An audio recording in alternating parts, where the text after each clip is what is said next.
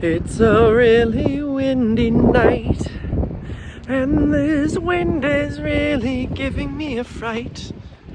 I just came back from a date, and it was really, really great.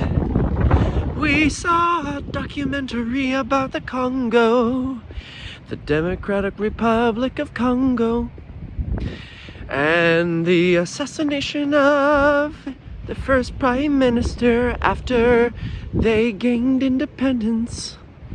It was a big not really a deconstruction, but it was a look at the effects of the CIA and the Belgian royalty upon the people of Congo and the continent of Africa, and also how it tied into Black liberation in the United States of America. Now I'm on my way home on this windy night, singing you a song. Oh, nothing could go wrong, 'cause it's been a really great night.